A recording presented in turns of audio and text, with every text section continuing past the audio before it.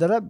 মই এটা কুৱেশ্যন সুধিব খোজো ইফ ইউ আৰ কমফৰ্টেবল আপুনি ক'ব পাৰে যে যেতিয়া আমি চাইক্লিঙৰ কথা কওঁ আপহিল হোৱাৰ লগে লগে আমি যেতিয়া চাইকেল এখন চলাওঁ তেতিয়াই অজস্ৰ কষ্ট হয় আপুনি যদি অকল এখন ভৰি দি সেই প্ৰেছাৰটো দি আছে সেইটোতো আৰু ইম্পচিবলি কষ্টকৰ হ'ব তেনেকুৱা এটা সময়ত এইটো আপোনাৰ ফাৰ্ষ্ট ষ্ট'ৰ নাছিল ইয়াৰ আগত আপুনি লে লাডাখো গৈছে তেনেকুৱা জেগাত মানুহে বাইক লৈ গ'লে আমি ভয় খাওঁ আপুনি তাতে চাইক্লিং কৰি গৈছে ফিজিক্যালি এই বস্তুটো কিমান টোল লৈ আছে আপোনাৰ ওপৰত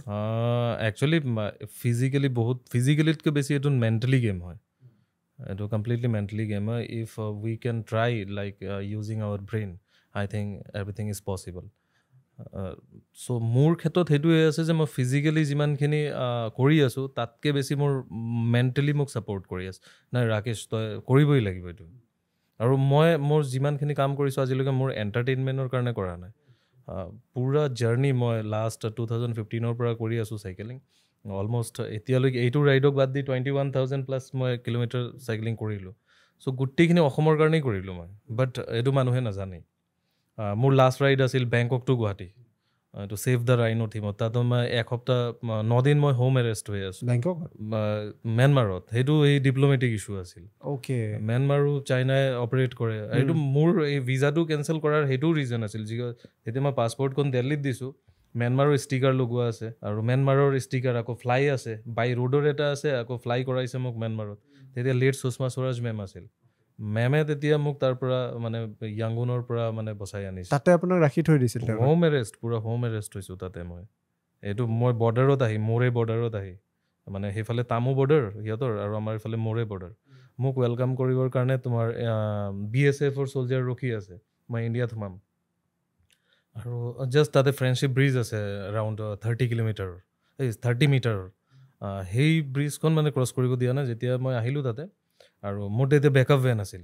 আৰু বেকআপ ভেনত তোমাৰ ৰাইনৰ চিম্বলটো দিয়া আছে আৰু ক্ৰছ মাৰ্ক লগোৱা আছে চ' তেতিয়া মোক সুধি আছে যে এইটো কি হয় মোৰ গাইডে ক'লে এনেকুৱা এৱেৰনেছ লৈ আহিছে এইটো কথা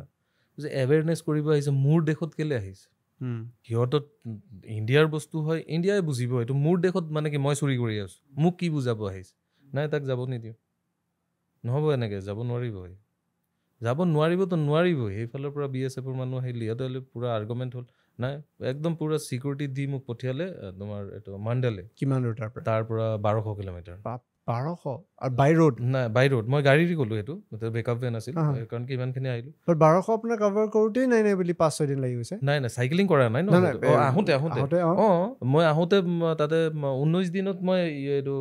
তোমাৰ বেংকক থাইলেণ্ডৰ বৰ্ডাৰৰ পৰা এইখিনি বৰ্ডাৰ আহিছোঁ তাৰপিছত আকৌ আপুনি 1200 পিছুৱাই 1200 নহয় লাষ্টলৈকে মইতো য়াংগুনলৈকে পঠাইছে মই তাতে তাৰ স্পৰ্টছ মিনিষ্টাৰক লগ ধৰিছোঁ ম্যানমাৰৰ ইভেন মিনিষ্ট্ৰী অফ এক্সটাৰ্নেল এফেয়াৰ্ছৰ পৰা তাৰ মানে ম্যানমাৰত ইনফৰমেশ্যন দিছিল মেইল কৰিছিল যেনেকুৱা ৰাকেশ আহিব আপোনালোকৰ ৱেডি মানে যাব এনেকৈ সেইবোৰ দেখুৱাৰ পিছতো লাষ্টলৈকে এনেকুৱা এটা ইগ'ষ্টিক এটা চিটুৱেশ্যন হৈ গ'ল সিহঁতে ক'লে নাই ইয়াৰ পাৰ্মিশ্যন লেণ্ড পাৰ্মিটটো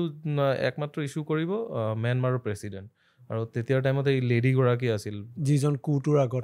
এতিয়া এৰেষ্ট হৈ আছে যে এতিয়া এই লেডিগৰাকী আছিল তাৰপিছতো তাতে মোৰ 9 দিন হৈ গ'ল আৰু মই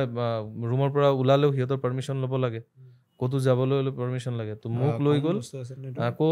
য়াংগুনত কেপিটেলত লৈ গ'ল য়াংগুন নহয় এইটো নেপিডো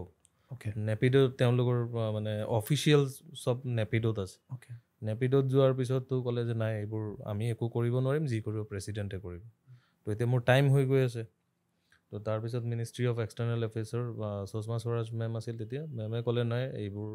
আৰু জেং কৰি লাভ নাই তাক ফ্লাই কৰাই দিয়া তো মোক য়াংগুনৰ পৰা ফ্লাই কৰালে কেলকাতাৰ পৰা মণিপুৰৰ পৰা আকৌ গ'লোঁ মোৰে যেতিয়া সিহঁতৰ তাত গ'লোঁ সিহঁতে মানে 10 দিনত সিহঁতে তাৰ পৰা হাঁহি আছে সেইকেইটাই তাতে হাঁহিলে কি হ'ব মই 10 দিন মোক প্ৰব্লেম দিলি বাট মই আহি গৈছোঁ মোৰ নিজৰ দেশত মোক ৰখাব নোৱাৰিলি টৰ্চাৰ টাইপ আছিল সেইটোৱে কৰিছে মানে